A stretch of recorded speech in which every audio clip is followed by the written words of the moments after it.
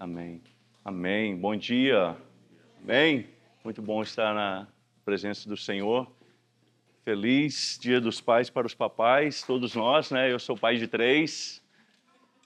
É uma dádiva que o Senhor nos deu, é um maior presente que um homem pode receber é ser pai.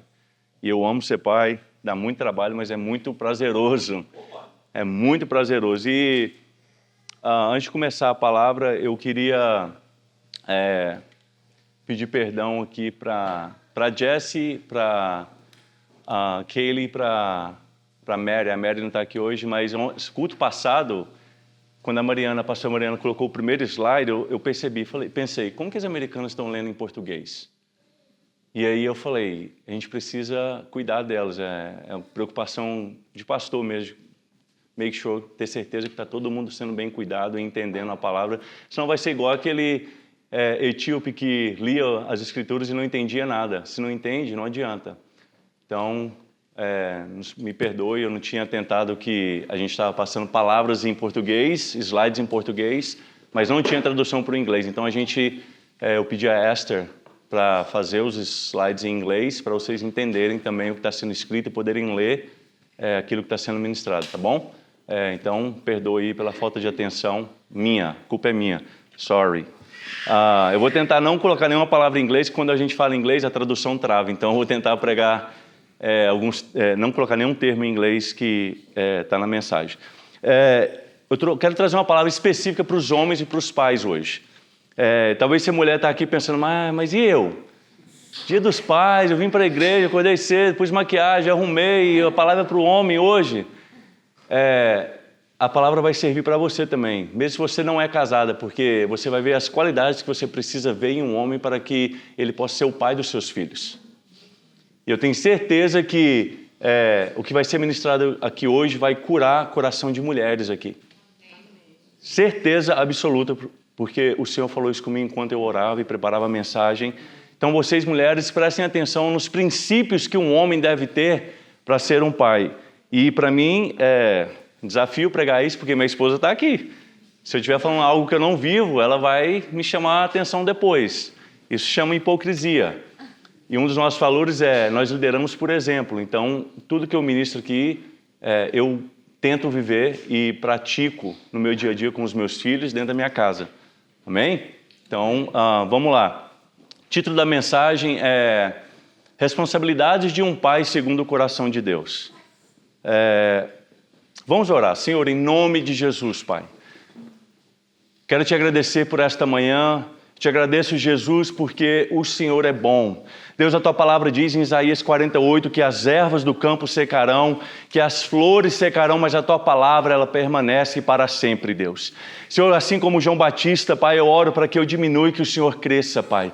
Que o meu achismo, que aquilo que eu penso, que eu acho, não venha interferir na verdade da Tua palavra, que somente a Tua palavra seja ministrada, que o Teu Espírito prepare os corações, as mentes, Pai, e que se alguém for confrontado pela palavra, Pai, que seja confrontado em amor, Pai, que haja mudança, que haja transformação. Deus, em nome de Jesus, Espírito Santo, que eu esteja sensível à Tua voz, sensível à Tua direção, obediente ao Senhor, em nome de Jesus, em nome de Jesus, amém? A Bíblia diz em 1 Coríntios 16, 13 assim, e esse não é o versículo da mensagem, o versículo é Efésios 6, mas eu quero começar com esse versículo. Vigiai, estais firme na fé, portai-vos como homens e sede fortes. A primeira palavra aí, vigiai, ela é um comando quando um general dava para os seus liderados no exército. Então o que Paulo está falando aqui para os homens da igreja de Corinto fiquem espertos, fiquem ligados, fiquem atentos e ajam como homens. Sejam homens fortes e viris. Sabe por que Paulo fala isso? Porque como a Andressa ministrou aqui, o inimigo, ele quer derrubar o homem. Seja você casado, seja você noivo, seja você solteiro, Deus comissionou você como protetor da sua família. Como aquele que vai direcionar a sua família, como aquele que vai cuidar da sua família, que vai cuidar da sua esposa, dos seus filhos.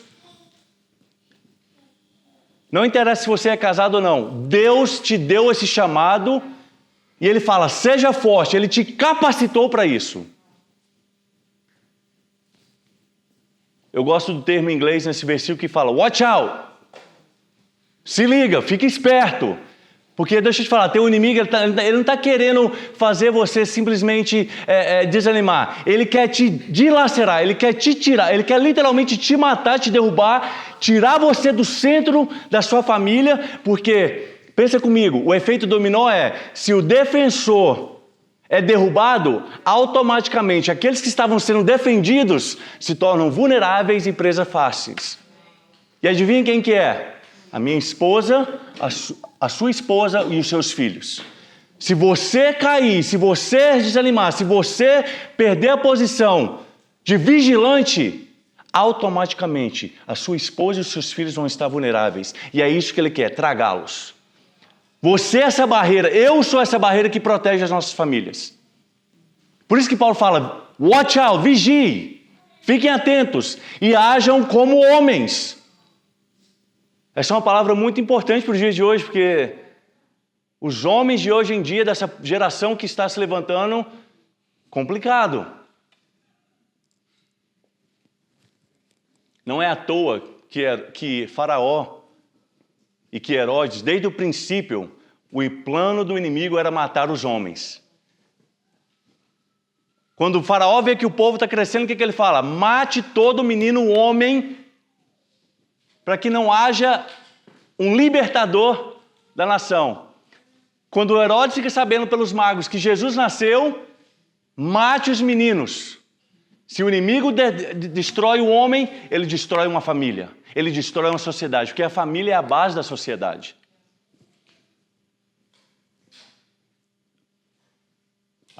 Tinha uma mulher que estava num culto, e ela estava, primeira vez nessa igreja, e o pastor estava pregando uma palavra para homens, e ela chorou o culto inteiro.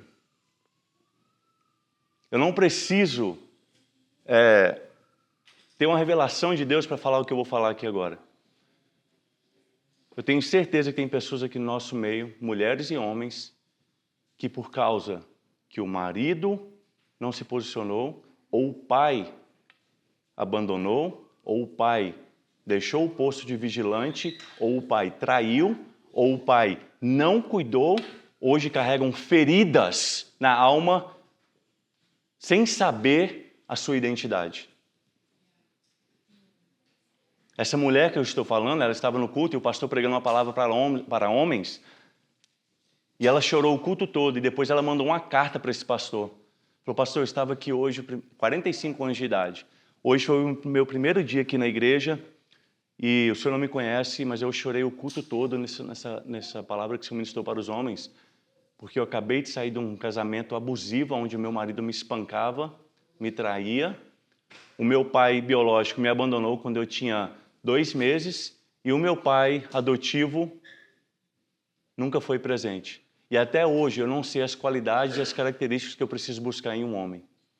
E hoje Deus me curou. Hoje eu sei que tipo de homem que eu devo me relacionar. Pai, vocês estão entendendo a profundidade e a importância de um pai na vida dos filhos? 45 anos de idade, ela não sabia o tipo de homem que ela deveria se relacionar, porque o pai biológico não foi presente, o marido foi abusivo, ou seja, o protetor que era suposto proteger, espancava, batia, traía, e ela estava sem direção na identidade dela, com 45 anos de idade. Se você é pai de menina, eu quero te aconselhar a ler esse livro. É em inglês, não sei se tem em português. Esse livro mudou a minha mente. Eu li ele há uns 3 anos atrás. Seja o pai que ela precisa que você seja. Esse doutor Lehman, ele é um psicólogo e pai de 5 filhas. E ele explica a importância de um pai na vida de menina. Aí você deve estar perguntando, mas e menina? A menina a gente cria no cascudo, menina a gente bate nele, põe ele lá fora, deixa ele dormir na barraca sem ar-condicionado. Vai ficar rough, vai ficar forte. Menina a gente tem que cuidar, menina a gente... Mas vamos lá. Efésios 6:4 diz assim, E vós, pais, não provoqueis a ira de vossos filhos, mas criai-os na disciplina. E essa palavra disciplina não é só bater, não significa só bater. Toda vez que eu falar de disciplina, não quero que você pense que é só chinelada, paulada, não é isso. A palavra disciplina no grego significa treinar, educar, formar e corrigir. Disciplina e admoestação do Senhor. Ou seja, ensine, discipule, corrija o teu filho, tudo junto. E por que o Senhor colocou esse versículo no meu coração? Porque quando Paulo ele fala desse versículo em Efésios 6, 4, deixa eu te explicar o que estava acontecendo. No contexto daquela época, as famílias eram destruídas, não tinha relacionamento, não tinha amor afetivo de pai para filho e filho para pai. As famílias estavam destruídas, viviam debaixo do mesmo teto, mas não tinha afeição. E existia uma lei, tá aí? Existia uma lei, coloque em inglês primeiro. Existia uma lei que chamava Pátria Potestas, na cultura greco-romana. E essa lei eu vou ler para vocês o que significava. O pai tinha todo o poder e autoridade sobre a vida e a morte dos filhos. Um pai romano tinha tanto poder e autoridade sobre a sua família que ele podia expulsá-los de casa, vendê-los como escravos ou até mesmo matá-los sem precisar prestar conta para ninguém. Você pode pesquisar, pega esse nome e pesquisa, isso é fato, é literatura grega. Quando o filho nascia, esse pai ficava sentado numa cadeira, o filho era trazido aos pés do pai, e se aquele pai se curvasse para pegar aquele filho, ele era bem-vindo à família, ele era aceito à família. Mas se o pai se levantasse, desse as costas e andasse, aquele filho ele era doado para ser adotado por prostitutas e por escravos. Então Paulo dá essa ordem para os pais de Éfeso por causa dessa lei. Porque os pais eram rudes, os pais espancavam, tinha pais que colocavam filhos acorrentados trabalhando no campo. E Paulo está falando, não trate os seus filhos desse jeito. Porque o amor de Deus para conosco não é assim. E olha que eu sou um pai firme, um pai duro com os meus filhos quando preciso ser. Mas Paulo está falando, não trate os seus filhos como servos. E lá em Colossenses 3:20 fala assim, para que eles não desanimem, para que o coração deles não desfaleça. E o primeiro ponto que eu quero trazer para vocês aqui é que antes de vocês serem pais, antes que eu seja pai, nós precisamos entender a nossa identidade como filho. Porque enquanto você não entender, enquanto eu e você não entendemos a identidade de filho, nós vamos ter a mentalidade de servos e tratar os nossos filhos como servos. E eu te explico isso. Mateus capítulo 3, Jesus está começando o seu ministério, ele foi batizado por João Batista ali no começo do capítulo 3. Quando chega no final do versículo do capítulo, a Bíblia fala que quando ele sai das águas, o céu se abre, uma pomba desce e qual que é a voz que vem sobre ele? Este é o meu filho a quem eu me comprazo. Jesus não tinha feito nenhum milagre, Jesus não tinha trabalhado para o reino ainda, Jesus não tinha feito nada para que o pai pudesse aceitar ele como filho. É simplesmente a identidade do pai sobre o filho. Você é meu filho por quem você é, não por aquilo que você faz. Jesus não tinha feito nada, não tinha feito nenhum milagre ainda. E Deus fala, você é meu filho, identidade de filho. Coloca para mim, Lê, 1 Pedro 3:1. 1 Pedro 3:1. Está aí? Aí, foi. Mulheres, sejam vós igualmente submissos a vossos próprios maridos, para que eles... 1 Pedro 3:1? 1 João, sorry. Eu que li errado aqui, é 1 João 3:1. Agora que eu vi mulheres, falei, a palavra é para homens. Eu que li errado aqui no meu notes. 1 João 3:1. Vamos lá. A Bíblia fala assim, 1 João 3:1. Vou tentar lembrar de cabeça aqui, depois ela coloca aí. 1 João 3:1. Amados, foi? Veja que grande amor nos tem concedido o Pai, a ponto de sermos chamados filhos de Deus. E de fato somos filhos de Deus. Por essa razão, o mundo não nos conhece, porquanto não conheceu a Ele mesmo. Por causa do amor de Deus, nós somos considerados filhos de Deus.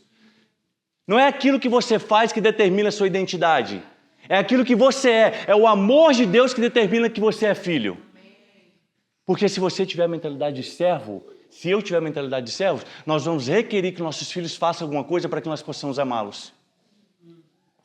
Quer que eu te prove isso na palavra? No livro de Lucas, capítulo 15, lá para o versículo 25 até o 39, conta a história do filho pródigo, e esse filho havia retornado para casa. Ele gastou o dinheiro do pai, ele gastou tudo que ele tinha, ele se arrependeu e voltou para a casa do pai. Mas esse filho pródigo tinha um irmão. E a Bíblia diz que quando esse irmão que estava trabalhando no campo fez tudo certo, obedecia ao pai, fazia tudo certo, viu que o irmão que pecou, que fez tudo errado, voltou e o pai deu uma festa, o irmão do filho pródigo falou assim: mas pai, eu estou aqui trabalhando para você, sou seu servo, eu faço tudo, eu trabalho, eu te obedeço, eu sigo suas ordens, e você nunca fez nada para mim. Mentalidade de servo. O que o pai fala? Meu filho, tudo que é meu é seu. Você não aproveitou porque você não quis.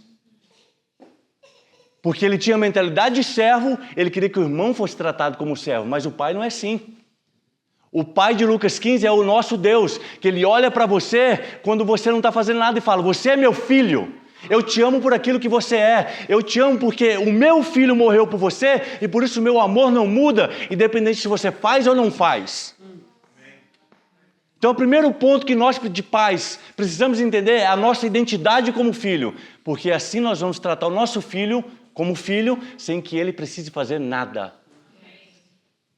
Um conselho prático que eu pratico muito aqui em casa, desde quando a Grace pequenininha, e ela não entendia quando ela era pequena: seja estratégico no seu elogio aos filhos. Tinha dia que eu estava sentado no sofá, ela não estava fazendo nada, eu falava assim: ó, papai está muito orgulhoso de você. E ela falava assim: mas eu não fiz nada. Aí eu falava: mas eu estou orgulhoso por quem você é, não pelo que você faz. Isso quando ela tinha 2, 3 anos de idade. E eu sempre fazia isso. Lógico, quando ela fazia algo certo, eu elogiava, eu dava elogios para ela, né? Mas eu era estratégico para ela entender que eu estava orgulhoso dela, não por aquilo que ela faz, mas por aquilo que ela é. E aí hoje eu falo para ela: Grace, papai está muito orgulhoso de você. Ela fala: eu sei. Ela entendeu. Eu cravei isso dentro do coração dela. Ela fala: eu não preciso fazer nada do meu pai ser orgulhoso de mim. Ele é orgulhoso de mim por aquilo que eu sou. E é isso que nós precisamos fazer. Paulo está falando: não trate os seus filhos como servos. Entenda a sua identidade de filho, para que você não desfaleça o coração do seu filho, esperando que ele receba amor só quando ele fizer as coisas certas. Segundo ponto que eu quero dar, eu tenho que andar rápido porque é muita coisa. O segundo ponto que eu quero dar, e esse tem 3 categorias dentro dele, seja exemplo de ser justo e íntegro. Categoria A. Primeiro ponto dentro dessa categoria seja exemplo para possamos ser exemplo para os nossos filhos de ser justo e íntegro. E o que é isso? Vamos usar a vida de José. O livro de Mateus, capítulo 1 e 2, fala que José estava noivo de Maria. Eu não posso entrar aqui nos detalhes disso, porque era muito importante na época, a questão de ser noivo. E a Bíblia fala que Maria, a gente conhece a história, ela recebeu a visitação do Espírito Santo, ficou grávida. E aí a Bíblia fala que José era um homem justo e que ele preservou a índole de Maria, porque ele decidiu separar dela no secreto. Pessoas justas, elas são pessoas retas, elas são imparciais e elas preservam o caráter e a índole das outras pessoas. Por que nós precisamos ensinar a ser justo para os nossos filhos? Porque Deus é justo. Nosso Pai do céu é justo. Te dou um exemplo. Quando Adão e Eva pecaram, Deus trouxe justiça sobre eles. Falou: porque vocês pecaram, vocês não vão estar mais na minha presença.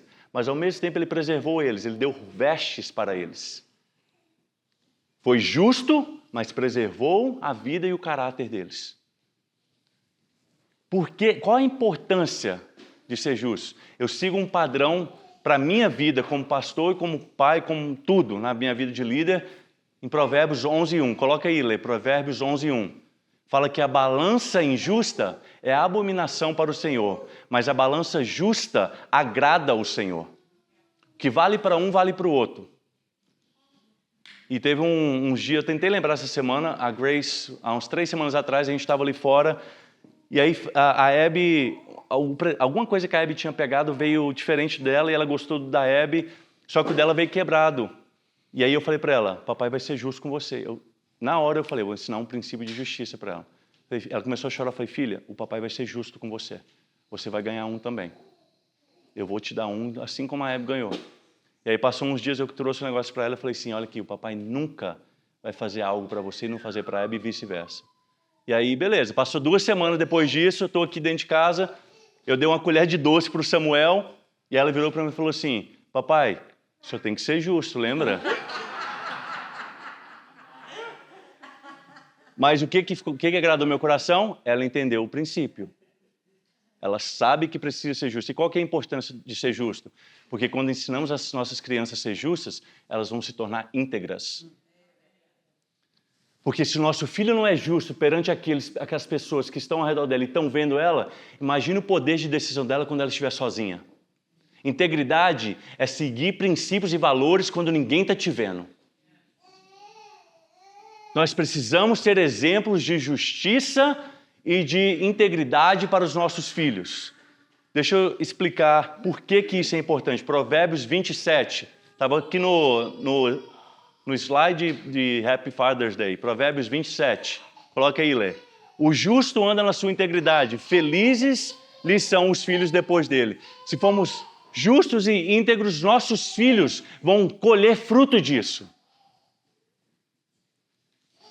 O ponto B que eu quero trazer sobre isso, por que integridade e justiça é importante para nós homens?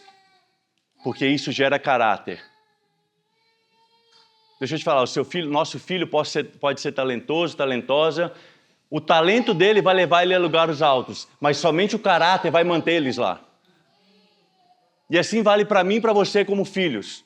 O seu talento, a sua oratória, o jeito que você toca, o jeito que você canta, o jeito que você prega, a sua inteligência, o seu conhecimento bíblico, pode até abrir portas, mas o seu caráter vai manter você lá. Justiça e integridade gera caráter. Nós precisamos ser pais que somos justos e íntegros quando ninguém está nos vendo. Segundo ponto, precisamos ensinar aos nossos filhos obediência. E antes que eu toque nesse ponto, as mulheres que não são casadas, esse é o tipo de marido e pai que você quer para os seus filhos. Um cara que é justo, íntegro, que é amoroso com os filhos, que cuida, que protege. Obediência. Ainda na história de José, a Bíblia fala que Deus falou assim, toma essa mulher para você, José. Deus apareceu para ele e falou, ela é sua esposa, pega ela para você. E a palavra fala que ele obedeceu. Nós precisamos ensinar os nossos filhos a ser obedientes a nós e a Deus. Se os nossos filhos não obedecem a nós, a quem eles veem, imaginem a Deus a quem eles não veem. É a realidade. Quer que eu te dê um exemplo de obediência? Que ninguém nota, e essa semana o Senhor trouxe isso ao meu coração. Capítulo 22 de Gênesis, a Bíblia diz que Abraão foi levar o seu filho para sacrificar. E quando Isaac questionou Abraão, ele falou assim, pai, onde nós estamos indo? Ele falou assim, Deus mandou a gente ir adorar ali, vamos comigo. Isaac botou a lenha nas costas e foi. E aí chegando na montanha, subindo na montanha, Isaac falou assim, eu estou vendo a lenha, estou vendo tudo aqui, mas e o cordeiro? Abraão falou, Deus vai prover. A gente fala da obediência de Abraão, mas a gente não pensa no princípio que Abraão estava ensinando para Isaac. E aí passa alguns capítulos, capítulo 26, a Bíblia diz, preciso colocar não, senão vai ficar muito longo. Capítulo 26, a Bíblia diz assim, teve uma grande fome na época de Isaac. Abraão já tinha morrido e agora Isaac entra em cena. E a Bíblia fala que teve uma grande fome no capítulo 26 de Gênesis. E aí Deus fala assim, Isaac, não sai dessa terra, fica aqui. Versículo 6 do capítulo 26 fala assim, ó, e Isaac obedeceu e continuou ali. E aí lá para frente, no versículo 12 e 13, fala assim, ó, e quando Isaac plantou, Deus prosperou 100 por um. Ou seja, Isaac entendeu que a obediência traz resultado. Isaac entendeu do princípio do pai dele. Ele falou, se meu pai falou que Deus ia prover, e Deus proveu naquela montanha, e eu vi com os meus olhos, quando meu pai obedeceu, Deus trouxe a provisão, eu vou obedecer, porque Deus vai trazer a provisão no meio do deserto. Nós precisamos ensinar os nossos filhos que Deus é um Deus fiel, que Deus é um Deus justo, e Ele vai trazer a provisão necessária para as nossas vidas. Obediência. A Bíblia fala que em João 5,19, que Jesus falava assim, ó, eu não faço nada além daquilo que eu vi o Pai fazer. A questão para nós pais é, será que se nossos filhos repetirem aquilo que nós estamos fazendo, nós vamos ficar felizes e orgulhosos? Será que se nossos filhos copiarem aquilo que nós estamos fazendo, nós vamos sentir orgulhosos deles? Isso é uma resposta que você responder para você mesmo. Jesus via o pai fazer e fazia. E se seu filho começar a copiar a sua vida de oração? Você vai estar feliz? E se seu filho começar a copiar o seu secreto? E aí? Vamos estar felizes? Eu não estou falando isso para te trazer uma culpa, eu estou falando isso para despertar homens fortes e corajosos que vão se posicionar e defender a nossa família. E cuidar dos nossos filhos. O terceiro ponto é proteção. Precisamos proteger os nossos filhos a qualquer custo.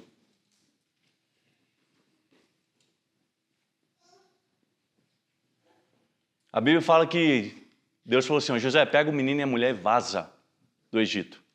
Porque Herodes quer matar ele. José não quis saber do dinheiro da companhia de carpintaria, José não quis saber da casa dele, José não quis saber do que ele estava fazendo. José pegou a criança e protegeu a todo custo. Ele não saiu do Egito enquanto o perigo não passou. Pais, nós precisamos ser a barreira de proteção para os nossos filhos.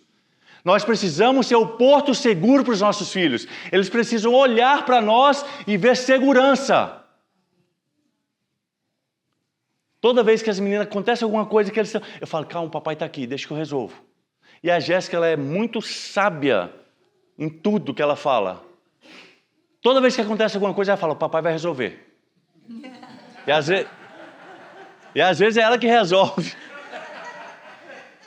Às vezes ela é mais inteligente que eu e ela é mais inteligente que eu e ela resolve e ela fala, não, o papai está aqui, ele cuidou de nós, ele protegeu a gente. Nós precisamos ser estratégicos e inteligentes com aquilo que nós falamos para os nossos filhos. Às vezes quando eu vou para a academia, a Grace Hyde fala, você está indo para a academia, papai? Eu falo, estou indo porque o papai quer ficar forte para proteger vocês. O papai quer ficar forte para carregar vocês na escada. E às vezes quando eu estou malhando, eu sou tão maluco que eu coloco isso na minha mente. Eu estou cansado, eu falo, não, eu tenho que carregar a Grace Hyde lá para cima na escada. Eu não posso, meu joelho não pode doer, meu nervo ciático não pode. Eu penso nisso para me motivar, por quê? Por quê? Porque eu quero o melhor para eles. Eles precisam se sentir seguros. Talvez você está aqui hoje como mãe, como esposa, e você se sente insegura porque o seu pai não te deu essa proteção. Ele não te afirmou, ele não te deu amor, mas deixa eu te falar uma coisa, José é o maior exemplo de Deus como pai, porque José adotou Jesus sem ser o pai verdadeiro. José abriu mão do direito dele, de largar Maria. José abriu mão de tudo, da vida dele, para simplesmente adotar aquela criança, e foi isso que Deus fez por nós. Ele abriu mão de tudo para te adotar. Não interessa se seu pai terreno não cuidou de você, não te amou, não te direcionou, não te deu uma identidade. Lembre-se, 1 João 3,1, por causa do amor dele, vocês são filhas.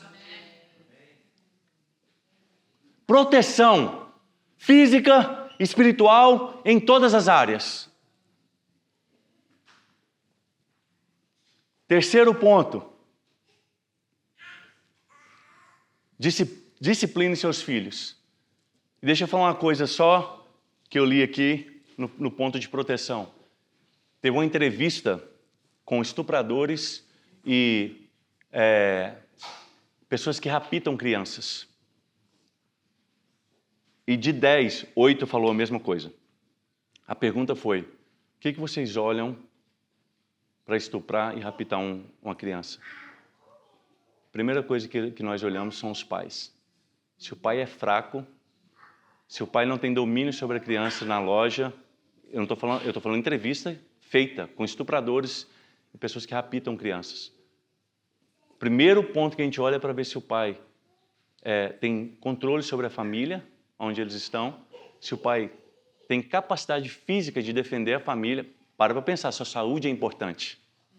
Seu físico é importante. Não estou falando de ficar Mr. Olímpia, carregar 200 mil quilos nas costas. Estou falando de você ser saudável e ter capacidade de proteger os teus filhos.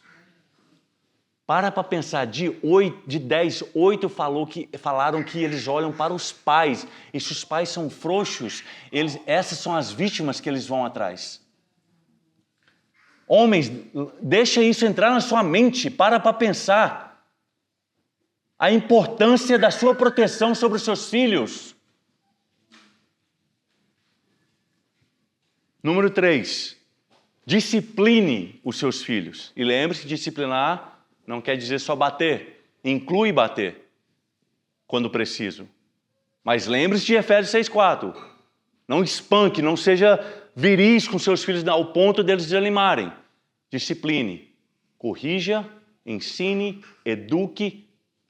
Faça o que é preciso ser feito para que eles estejam debaixo do seu controle.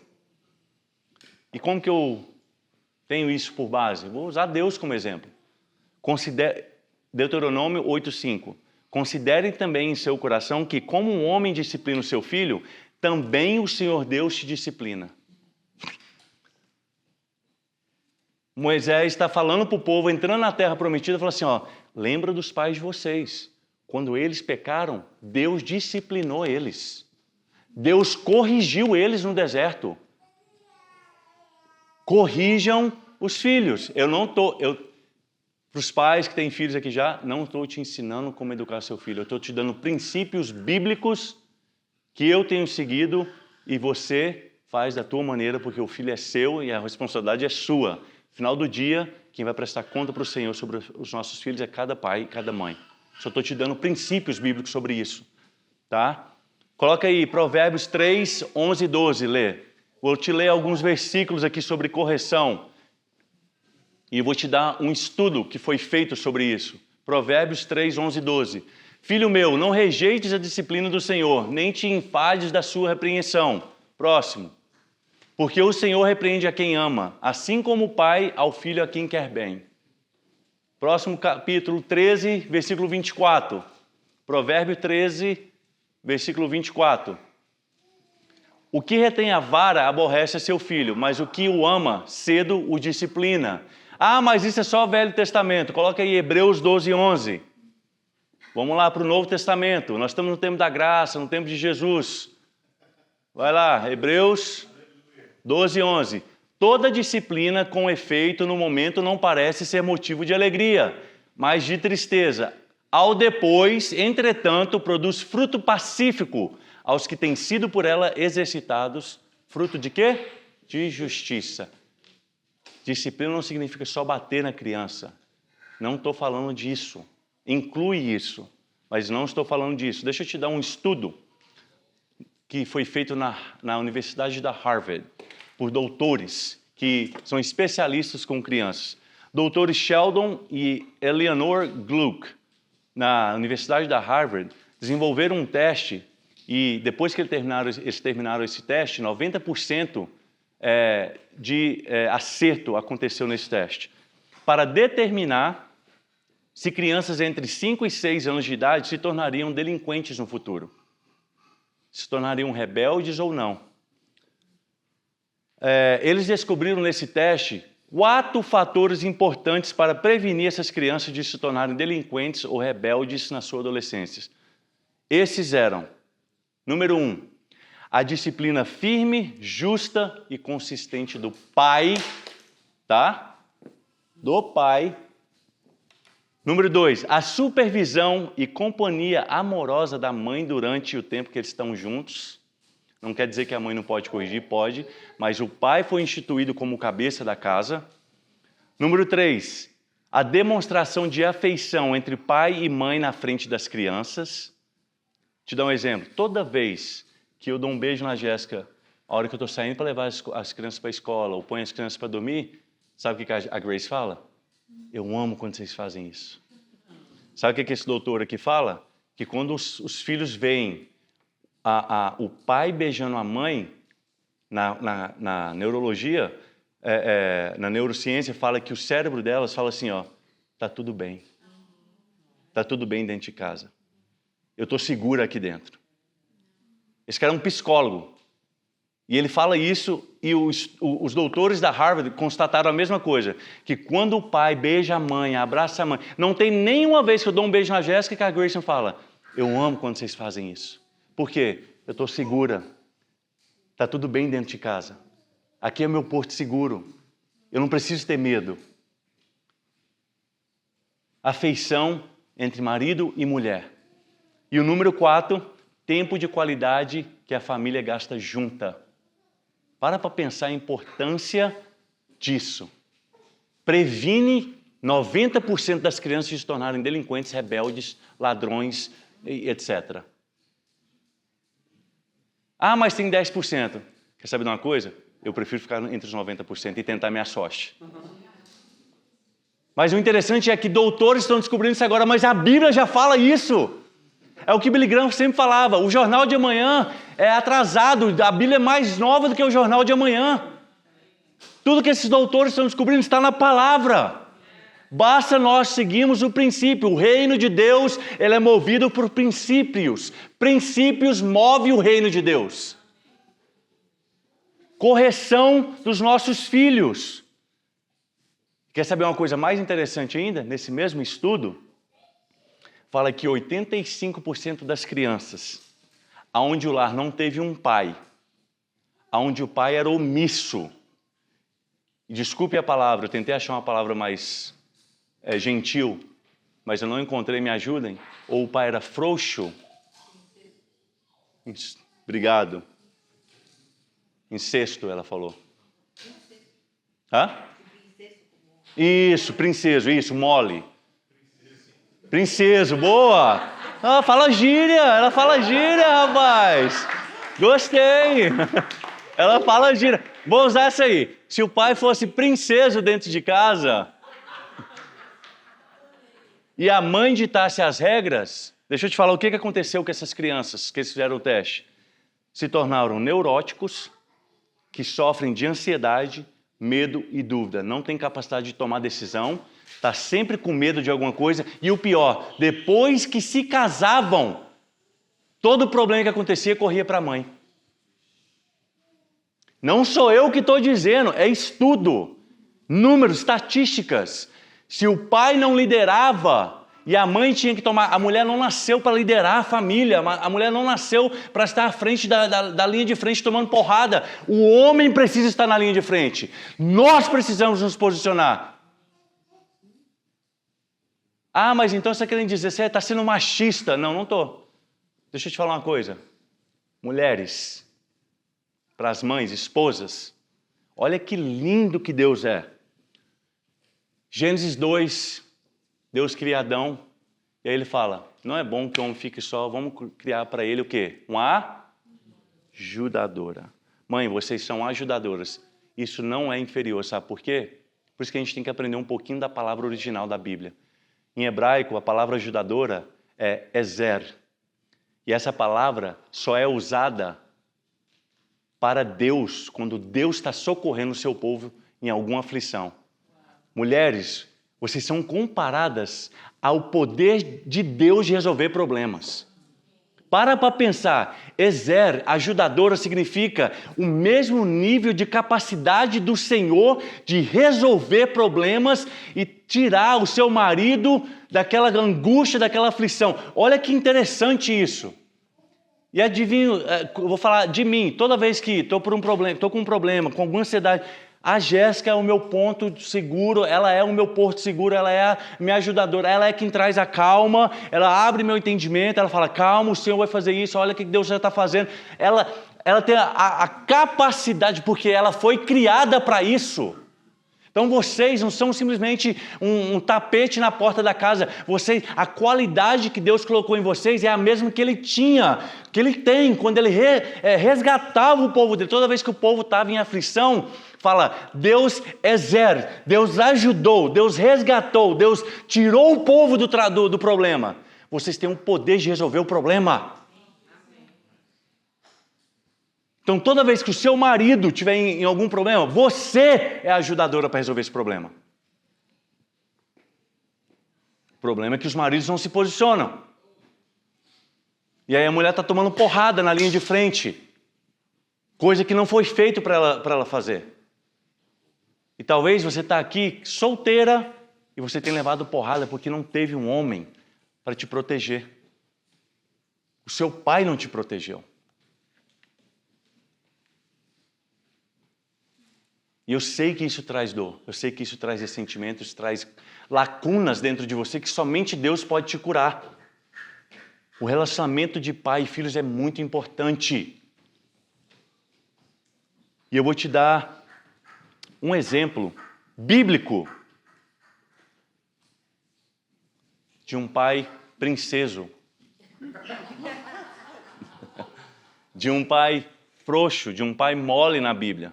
A Bíblia diz, eu tenho 15 minutos, a Bíblia diz no livro de 2 Samuel que existia um rei fenomenal. O nome dele era Davi. E esse rei, ele tinha filhos. Um dos filhos dele, o filho primogênito dele, o filho mais velho dele, chamava Aminon. E esse Aminon tinha uma meia-irmã chamada Tamar. E essa meia-irmã Tamar tinha um irmão que era irmão de pai e mãe dela, que chamava Absalão. Todos eles filhos de Davi.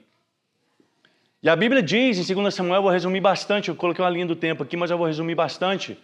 A Bíblia diz que Aminon, Tamar foi fazer bolo para ele, e ele teve desejo sexual pela sua meia-irmã. E adivinha o que Aminon fez? Ele estuprou Tamar. A Bíblia diz que Absalão se revoltou com isso. E esse problema foi levado até Davi. A Bíblia fala que Davi se enfureceu, mas não corrigiu o filho. Porque ele amava muito ele e ele podia ser o sucessor do trono. Davi se enfureceu, mas não foi justo. O que é justo lá em cima? A pessoa que não tem imparcialidade. Se você fez, você vai receber aquilo que você fez. Se você não fez, você não vai receber. Aminon precisava ser corrigido. Davi era um ótimo rei, um péssimo pai. Preste atenção que isso é importante. Ele não corrigiu Aminon, sabendo do erro de Aminon. A Bíblia diz que isso gerou uma ira dentro de Absalão. Absalão ficou 2 anos com a mágoa. Olha o efeito dominó. Por causa da omissão de um pai frouxo dentro de casa. Absalão ficou revoltado durante 2 anos. Depois de 2 anos, Absalão planejou e matou Aminon. Tragédia na família, o irmão mata o irmão. E aí a Bíblia fala que Absalão corre e foge para fora de Jerusalém e fica fugitivo 3 anos. 3 anos fugido. Passa um tempo, a Bíblia fala que Absalão volta. Davi permite o filho dele voltar, mas não vai ter com ele para resolver o problema.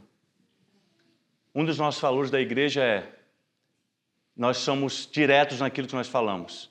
A gente comunica.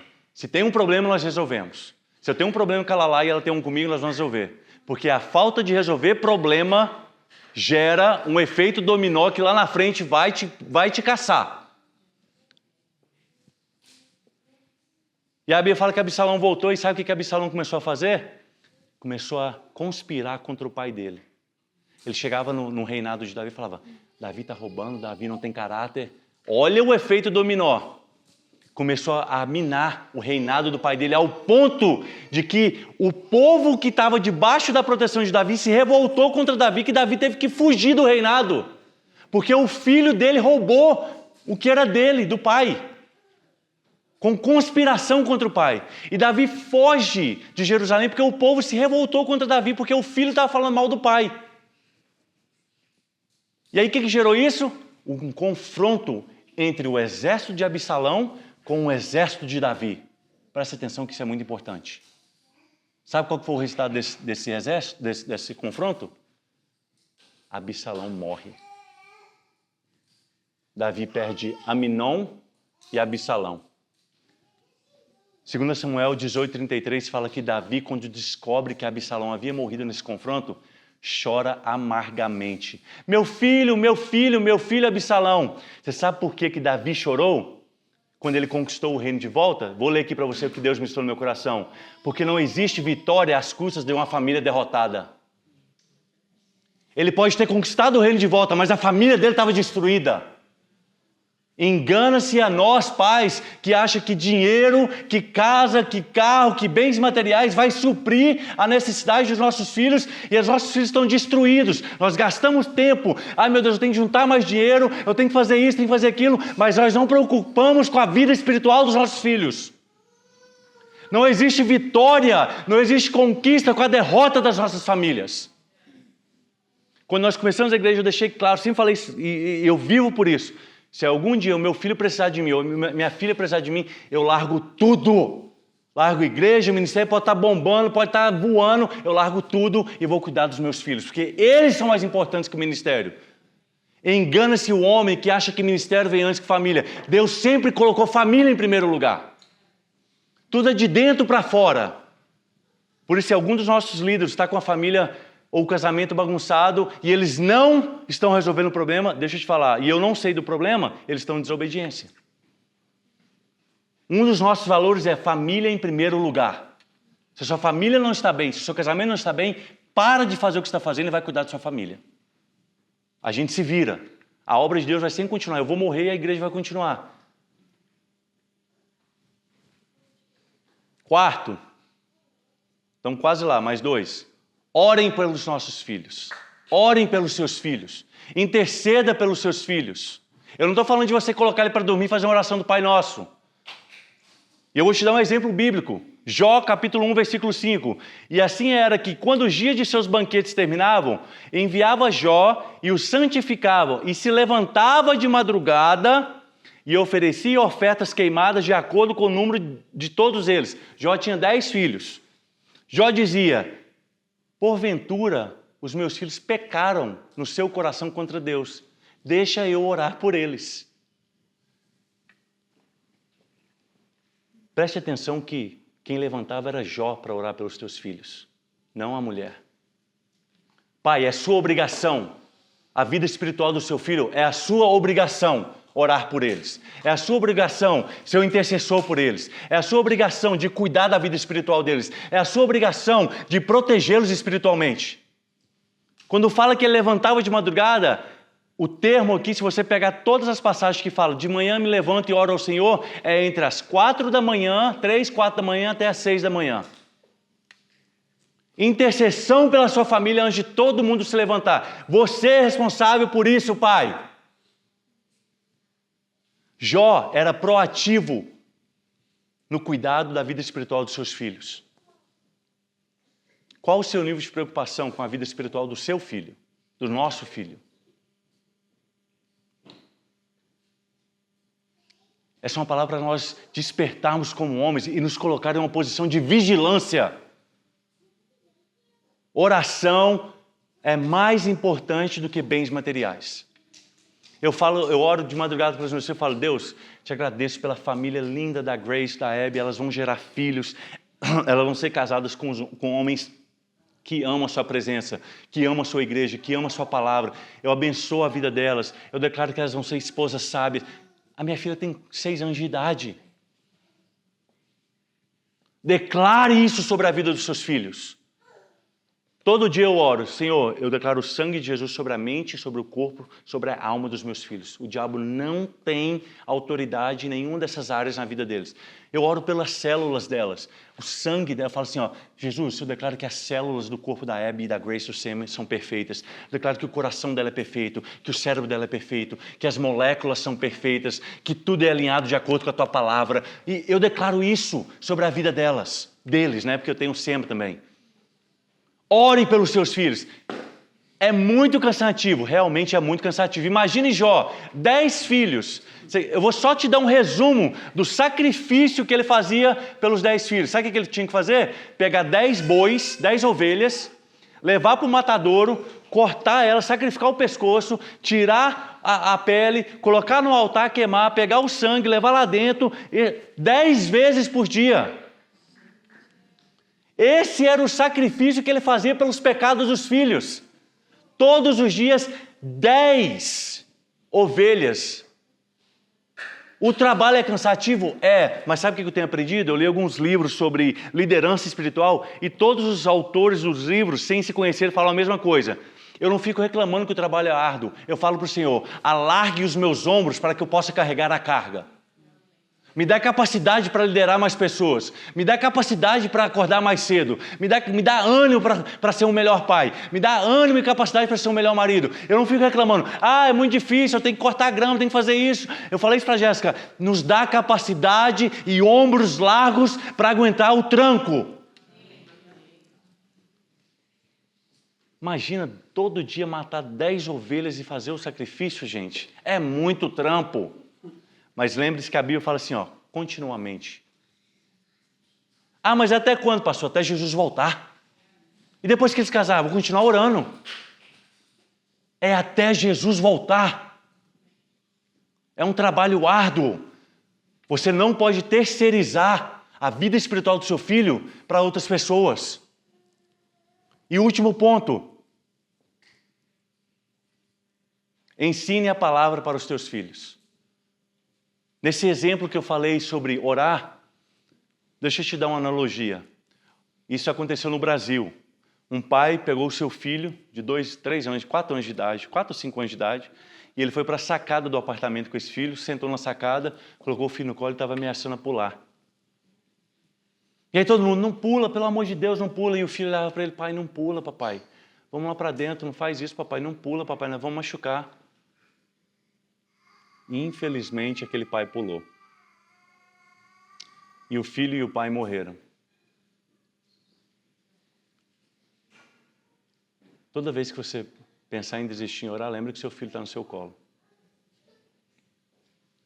Toda vez que você pensar em olhar o que não deve, lembre que seu filho está no seu colo. Ele pode morrer espiritualmente. Lembre-se, toda vez que você tentar desistir e achar que está muito cansado para gastar tempo com seu filho, lembre que ele está no seu colo. E ele está falando, papai, não pula.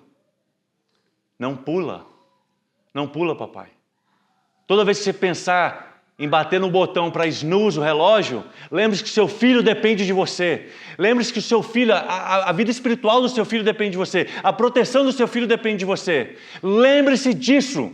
É tudo ou nada. Nós estamos vendo o governo, as escolas, o que eles estão fazendo com as crianças. Você quer que o governo eduque os seus filhos?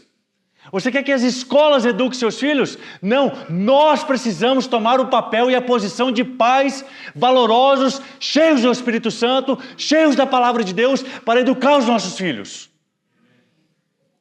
E o último ponto é, ensine a palavra de Deus para os seus filhos. Não é dever da igreja fazer isso. Eu amo a Jéssica. Ela é uma ótima pastora de crianças. Ela é sensacional, eu amo a vida dela. Sou grato pela vida dela, pela família dela. Mas eu não dependo dela para ensinar a palavra de Deus para meus filhos. Ela é uma extensão daquilo que nós vivemos aqui em casa. Semana passada, eles estão ensinando a série de frutos dos Espíritos. Eu falei, o que vocês aprenderam? Ser kind, ser gentil. Eu falei, então nós vamos ser gentil essa semana. Eu uso o que ela está ensinando em 2 horas na igreja e dou continuidade. Mas o dever, pai, é seu. E eu te provo isso na palavra. Deuteronômio 6, 7. E essas palavras que eu ordeno nesse dia estarão no teu coração e as ensinarás diligentemente a teus filhos. E falará dela quando te assentares em tua casa e quando andares pelo caminho, e quando te deitares e quando levantares. É o tempo todo, toda oportunidade que você tiver, joga um versículo no coração do seu filho. Ensina um princípio bíblico para o seu filho. Ensine a palavra de Deus para o seu filho. Esse ano, Deus me deu a estratégia, a gente começou momento de sabedoria no começo do ano. Porque meu coração estava angustiado ano passado. Eu falei, Deus, eu preciso saturar o coração e a mente dos meus filhos com a palavra, me dá uma estratégia. E eu orando de madrugada, o Senhor falou, começa um momento, e eu li esse versículo, quando te assentares à mesa, algumas versões falam. Eu falei, café da manhã. A gente senta na mesa e é um momento de sabedoria com o papai. E aí eu falei, ó, a partir do começo desse ano a gente vai começar em inglês, Word of Wisdom with Dad. E aí eu sento e eu leio um versículo e eu explico para eles. Quer aprender sobre filhos? Lê Provérbios. Tem um monte de coisa para filhos, paternidade, para como criar filho, educar filho, enfim. E aí eu li um versículo em Provérbios que falava assim, o frouxo ele foge quando vê a angústia, mas o filho sábio, ele escuta o conselho do pai e ele é ousado como um leão. E eu falei para Grace e para Abby, vocês são ousadas como um leão. Vocês são corajosas. Vocês não têm medo de nada porque Deus é com vocês. O Espírito Santo de Deus habita dentro de vocês. E aí eu falei sobre ela. Passou umas 3 semanas, eu li esse provérbio de novo. Ela, papai, eu já ouvi essa. Eu falei, eu sei, mas eu queria falar de novo. Deus falou para mim falar de novo. E aí, beleza. Passou, estou um dia ali fora, deitado ali na porta da garagem. Ela está brincando de jogar a bola em cima do telhado e a bola descer. E ela não estava conseguindo jogar a bola. E aí ela falou assim, eu sou corajosa como um leão. Tchum, pegou. Pegou o princípio. Eu não falei nada. Ela falou. Você não tem medo de nada porque você é corajosa como um leão. Ela falou para ela mesma. Por que eu estou te dando esse exemplo? A palavra diligente aqui, olha que loucura que Moisés escreve. A palavra diligente no hebraico significa shanan, afiada e repetição. Ela era usada, eu vou ler para vocês, ela era usada quando um artesão com a talhadeira bem afiada cravava um texto numa pedra de granito. E depois de terminar, não tinha como mais tirar. O que Moisés está falando crave a palavra de Deus, imprima a palavra de Deus no coração dos seus filhos. Vai ser repetitivo, vai ser cansativo, mas a hora que cravar não vai sair mais. A hora que cravar vai ficar lá e eles vão viver por esse princípio. Sejam diligentes, sejam fortes, sejam repetitivos no ensino da palavra. O dever de fazer isso somos nós, pais. Nós precisamos fazer isso para os nossos filhos. Nós precisamos imprimir a palavra de Deus no coração deles.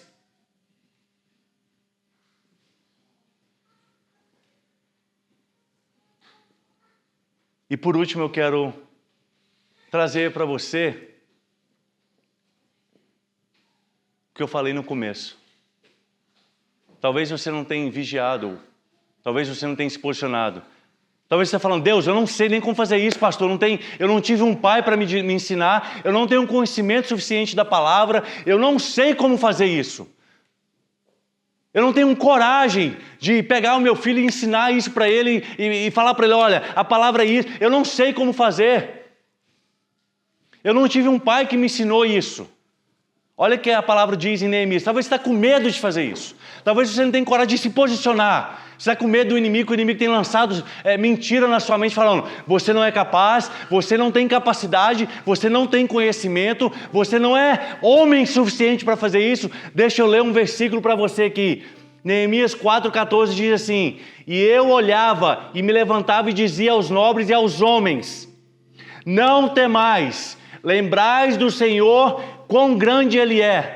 Lute pelos seus irmãos, lute pelos seus filhos, lute pelas suas esposas, lute pelas suas casas. Não tenha medo, porque Deus é contigo, Pai. Deus te capacita para aquilo que Ele te chamou.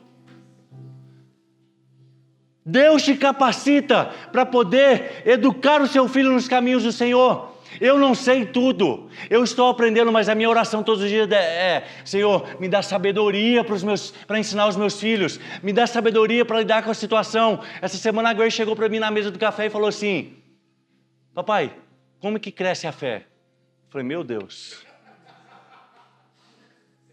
E aí quando ela falou, papai, eu quero fazer uma pergunta da Bíblia ao Senhor, eu já comecei, Senhor, me dá sabedoria, me dá estratégia. E ela fez essa pergunta, como que eu cresço a fé? E aí quando ela falou, eu falei assim, o papai vai te ensinar. Na hora o Espírito Santo falou, Romanos 10, 17. Falei, vem cá. Peguei Romanos 10, 17. E a fé vem pelo ouvir e ouvir a palavra de Deus. Filha, isso aqui é a coisa mais importante da sua vida. Isso aqui, toda vez que você ouve a palavra, por isso que aí comecei a falar para ela, é importante a gente ir para o culto, porque a gente ouve a palavra e a nossa fé cresce. A gente vê o que Deus está fazendo e a nossa fé cresce. Quando a gente ouve a palavra, a nossa fé vai crescendo. Por isso que a importância da gente ir para a igreja todos os domingos. E eu falei para elas, sábado é o dia da gente preparar para ir para a igreja no outro dia. Eu quero que vocês peguem suas Bíblias, guardem as suas Bíblias. Quando vocês descerem do quarto, eu quero vocês de Bíblia na mão. E toda vez que elas pegam a minha Bíblia, eu falo, não brinca com esse livro. Eu não estou sendo rude com elas, eu estou ensinando para elas que esse é o livro mais importante do mundo. Eu falo, não deixe o livro do papai em qualquer lugar. A Bíblia do papai é a coisa mais importante para a vida dele. O que eu estou ensinando? Que princípio que eu estou ensinando para elas? A palavra de Deus tem valor. A palavra de Deus é importante. Isso aqui é o livro que tem todas as respostas para os nossos problemas. Eu falo para elas, esse é o rei dos livros. E ela fala em inglês, The King of Books. Eu falo, o rei dos livros. Não existe nenhum livro mais importante que esse. Manual da vida, essa é a palavra. Sejam fortes, não tenha medo. Mas talvez você tenha vacilado como eu tenho vacilado. Eu queria que os pais se tornassem vulneráveis nessa hora. Sabe por que eu acho muito interessante? A gente fala de UFC, a gente fala de porrada, fala de Copa do Mundo. E quando fala de Copa, você vê até a veia do pescoço do cara pular. De tanto amor, de tanta paixão. Mas quando é na hora de adorar a Deus, de buscar a presença de Deus, de falar da palavra de Deus, o cara é tímido, tem medo, tem vergonha, não levanta a mão, não faz nada. Mas o Neymar faz um gol, meu Deus! Eu não tenho nada contra isso, mas nós precisamos ser mais apaixonados por Deus do que pelas coisas do mundo. Nós precisamos amar mais a palavra de Deus do que futebol, do que UFC, do que academia, do que tudo. Os seus hobbies não podem interferir no seu relacionamento com Deus.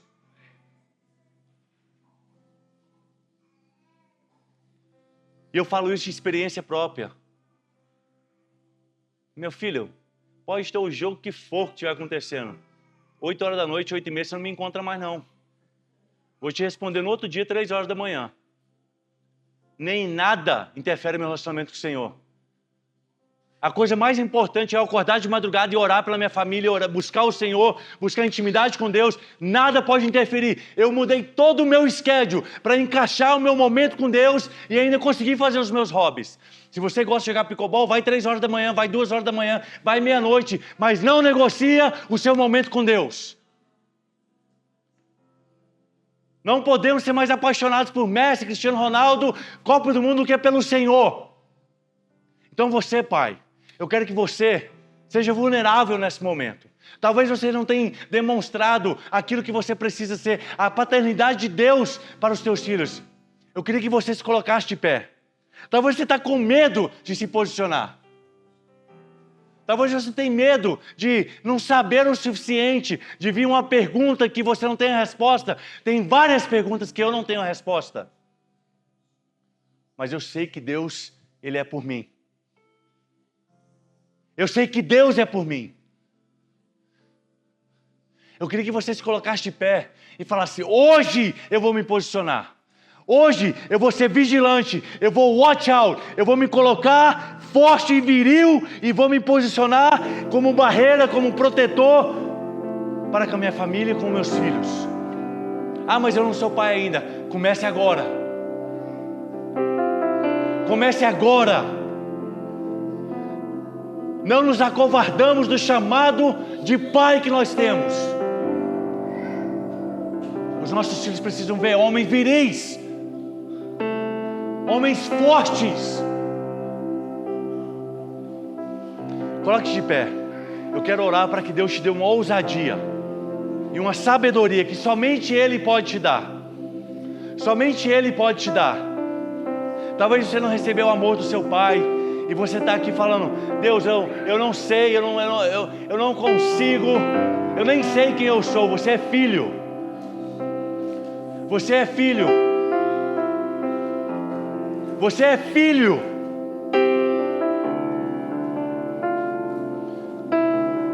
Você é filho por causa do amor dele. Senhor, eu oro pelos pais que estão aqui, Deus. Eu oro pela minha vida, Pai. Que o Senhor me dê sabedoria, Pai. Que o Senhor nos dê força, Deus. Que o Senhor nos dê coragem, Senhor, para ser homens viris, Pai. Homens fortes, que se posicionam, que estão dispostos a proteger, que estão dispostos a não largar o posicionamento, a não negociar a posição de líder, a não negociar a posição de sacerdote. Deus, em nome de Jesus, eu oro para que o Senhor nos dê força e coragem, Senhor.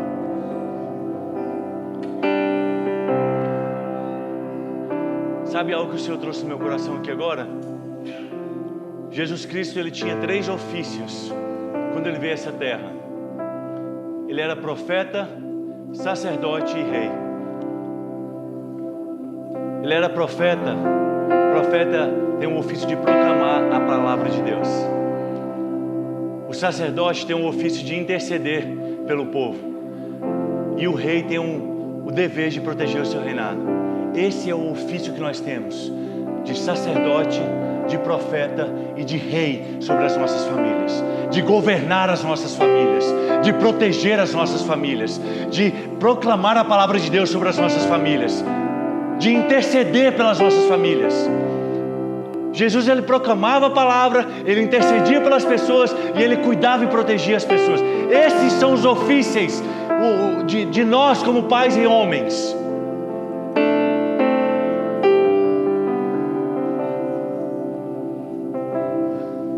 Rabassoro kotoromashere andarabas. Voriore cantarabasore cantaramashiri andarabas.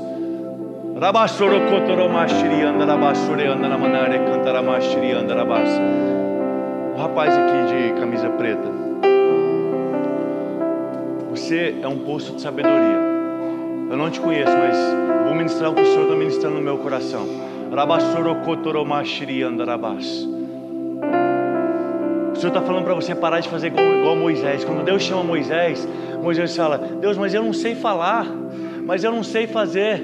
E você tem um conhecimento tremendo. Deus te chamou para proclamar a palavra de Deus. Deus te chamou para ser um profeta. E não confunda o ofício de profeta com o dom de profecia. Não estou falando de profetizar. Estou falando que você foi chamado para proclamar a palavra de Deus. Você tem conhecimento profundo da palavra, mas você mesmo coloca empecilhos naquilo que Deus quer fazer na sua vida. Ei, deixa eu te falar uma coisa. Sabe o que Deus falou para Moisés? Quem foi que criou a boca? Quem foi que criou a língua? Eu vou colocar as palavras na sua boca. Eu vou colocar aquilo que é preciso ser falado.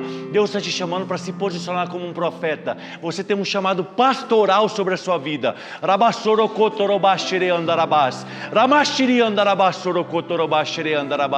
Não se preocupe com o que os outros vão falar. Não se preocupe com o que os outros vão dizer. Se preocupe em obedecer e agradar o coração de Deus. Deus está me lembrando algo que aconteceu comigo há muitos anos atrás. Deixa eu te dar um exemplo que aconteceu comigo. Há 15 anos atrás, eu fui ministrar, eu sou de Boston, eu fui ministrar numa igreja, num culto de jovens à noite, e eu fui com a camisa de botão dobrada, e a minha tatuagem estava aparecendo no meu braço. No momento que eu peguei o microfone para ministrar, os pais estavam do lado dos filhos. E quando eu peguei o microfone, eu olhei a afeição dos pais. O que esse menino está fazendo? A Jéssica vai lembrar desse dia. O que esse menino está fazendo aí? Eles me julgaram por causa da minha tatuagem. Isso é para você. E eu continuei ministrando a palavra. E aí Deus começou a me dar a palavra de revelação para algumas pessoas. E eu olhei para uma menina que estava sentada com a mãe dela, do jeito que você está. Não sei se é mãe e filho, mas a mãe da menina estava sentada do lado dela. E eu falei assim, ó, Deus me mostrou uma corda pendurada no telhado. E Deus falou assim, ó, você tentou tirar sua vida ontem à noite, mas Deus tem um chamado missionário na sua vida. E a menina começou a chorar. E a mãe começou a chorar. Passado o culto, terminou a ministração, eu cheguei para ir embora, estava indo embora. A mãe dela veio correndo, me puxou pela camisa e falou assim: ei, vem cá, pastor, deixa eu te falar uma coisa.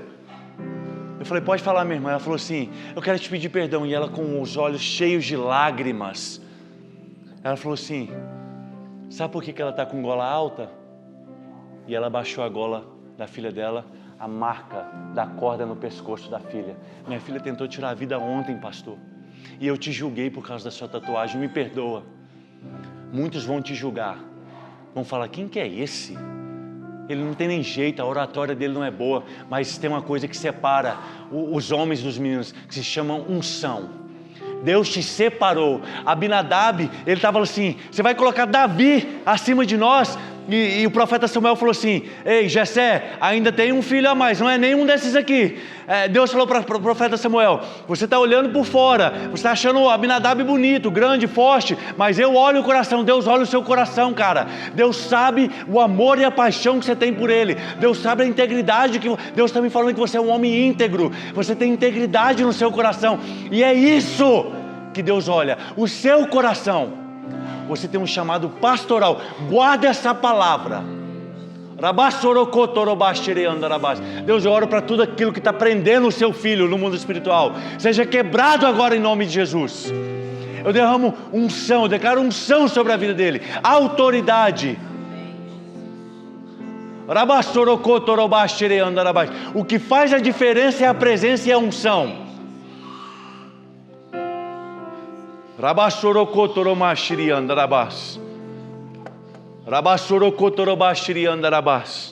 Eu não sei se eu vou te ver nunca mais, mas eu quero ouvir o testemunho de você pregando a palavra.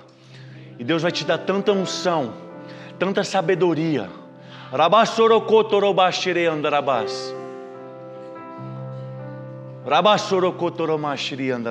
Porque conhecimento é diferente de sabedoria. Sabedoria é colocar em prática o conhecimento. Não adianta ter conhecimento e não colocar em prática. Apenas, olha para mim, apenas obedeça. Você vai ver o que Deus vai fazer através da sua vida.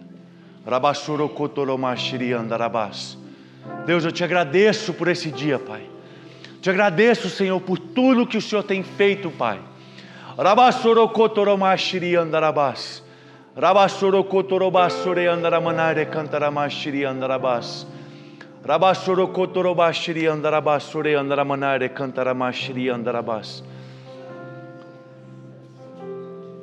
I know que já passei o tempo, mas eu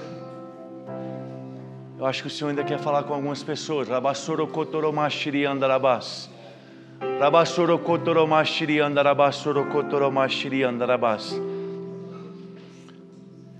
Existem dois líderes, o líder normal e um líder espiritual. Deus está te chamando para ser líder espiritual. Para liderar, você tem um coração de pai, mas assim, paizão. Não se preocupe com as suas limitações. O reino de Deus, ele funciona diferente. Deus, mas você tem falado no seu coração. Se eu estiver errado, você pode me corrigir depois do culto, eu não tem problema com isso. Você tem falado no seu coração, eu não sei como, eu não sei fazer. Existia um homem, quero que você leia depois, o livro de Marcos, capítulo 5, o nome dele era Jairo, e ele era um líder do exército romano. A filha dele ficou doente, sabe o que ele fez? Ele não tinha mais recursos para fazer, ele não tinha mais nada para fazer pela filha dele. A Bíblia fala que ele se jogou aos pés de Jesus. Deixa eu te falar uma coisa, se renda aos pés de Jesus, que o resto ele vai fazer. Rendição ao Senhor. Se renda a Ele. Jairo se prostrou aos pés de Jesus e falou: Jesus, a minha filha está enfermo, eu não tenho mais nada para fazer. Marcos 5, guarda esse capítulo, leia na sua casa. Ele se prostrou aos pés de Jesus. Se renda a Ele e Deus vai te levantar como um líder espiritual. A sua família vai ser reflexo para muitas famílias. A sua família vai ser um exemplo para as outras famílias. O seu casamento vai ser um exemplo para outros casamentos. Você vai restaurar casamentos. Você vai restaurar pais e maridos que estão pensando em deixar a família. E você fala, não é assim que funciona. Você é um líder, você foi chamado para cuidar da sua família, porque você tem esse chamado, você tem esse coração. A sua limitação não impede Deus de agir. Se renda a Ele, se prostre a Ele.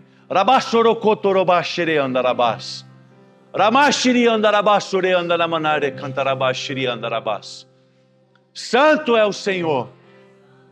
Santo é o Senhor. Homens fortes, Não interessa o que aconteceu no passado. Deus ainda te vê como filho. O chamado ainda está de pé. Nós precisamos de homens que vão liderar a linha de frente, de batalha e tomar porrada. Porque nós somos feitos para isso. Nós somos feitos para tomar porrada. Para que as nossas esposas, as nossas famílias não tomem. Lidere a sua família.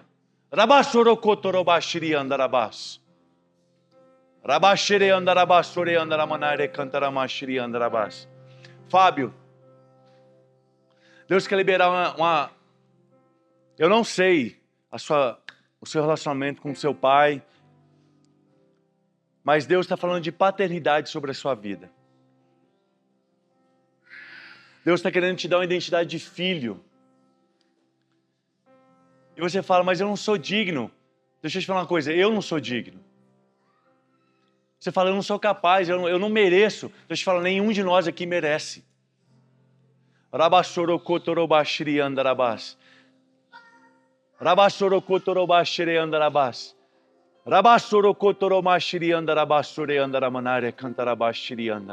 Quantas vezes você se sente tão sozinho, abandonado? Mas Deus não se esqueceu de você. Deus não se esquece de um filho. Mesmo que uma mãe que amamente o filho se esqueça, o Senhor jamais se esquece. E muitas vezes você pensa que Deus está distante, mas Ele não está. Porque você é filho. Deus está te liberando como uma identidade de filho sobre você hoje. O Senhor está me falando que as referências terrenas que você teve não foram boas. Mas Deus, a Bíblia diz que tudo que está em Cristo é uma nova criatura. Ele faz tudo novo. Então Deus vai colocar a identidade verdadeira que Ele sempre teve para você, dentro de você. Para de falar que você não merece. Para de falar que você não é digno. Para de falar que você tem que fazer o que você não sabe. Não. Você não é. Você não tem como você comprar isso. Isso é de graça. Já foi te dado. Todo espírito de rejeição agora. O Senhor me fala de rejeição paterna. Eu repreendo agora em nome de Jesus. Em nome de Jesus agora. Você é filho. Você é filho. Deus se agrada do seu caráter.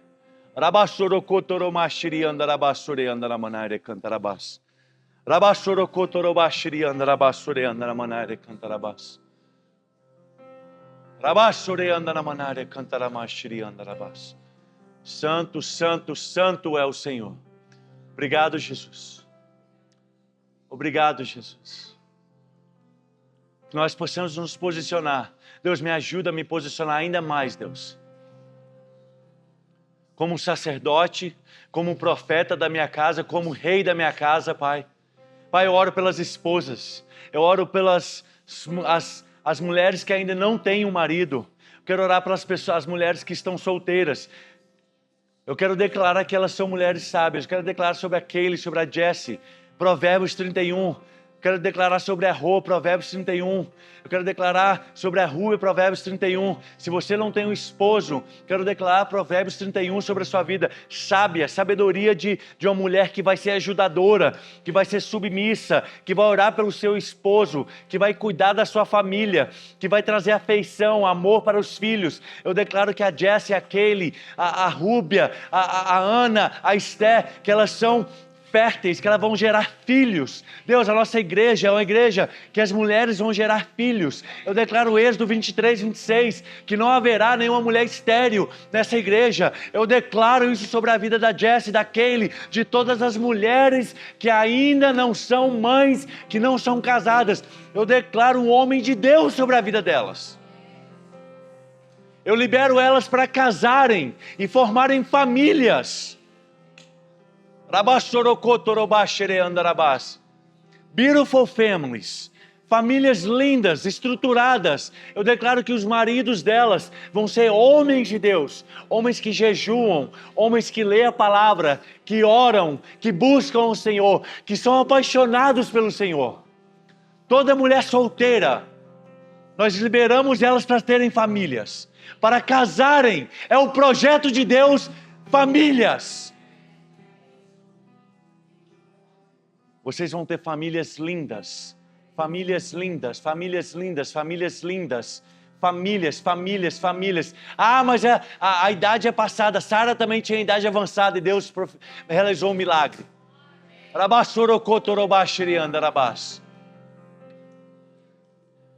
Obrigado pelos casamentos que nós vamos ter, Jesus. Obrigado, Jesus. Obrigado, Jesus.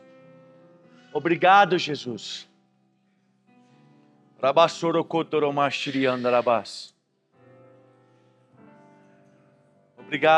Obrigado. Senhor, nós te agradecemos por esse dia.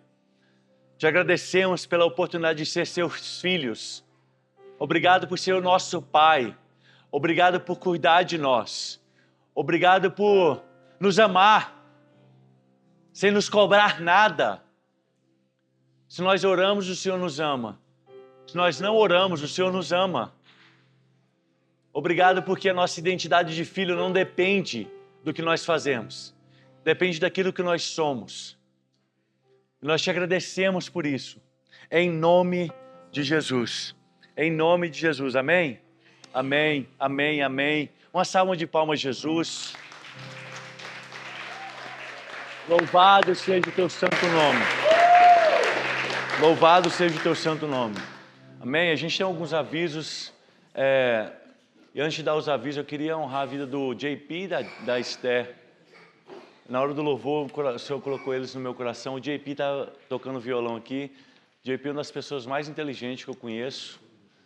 Ele cuida das nossas finanças, ele é um cara íntegro. Semana passada ele estava na câmara, com o fone de ouvido, ele faz tradução, ele toca violão. Ele é um Severino quebra-galho, ele faz tudo na igreja. Então eu sou muito grato a Deus pela vida do JP, ele é uma pessoa que eu admiro muito, uma pessoa de uma índole sensacional, ele faz muito aqui na igreja. Toda a finança ele que cuida, ele que olha, ele que toma conta. Eu e a Jéssica, a gente tem noção, mas a gente confia 100% nele, nas finanças da igreja. Então, eu queria honrar a vida dele. Esse é um dos nossos valores, né, que a gente tem na igreja. E a outra é a Esther. A Esther trabalha muito. Todos esses gráficos que você vê, e eu acabei de duplicar o trabalho dela pedindo para ela fazer em inglês, então ela tem que fazer em português e inglês. Então, a Esther, ela trabalha muito, ela faz muita coisa, a mídia, tudo. É ela que toma conta, ela ajuda nas crianças, está lá nas crianças agora.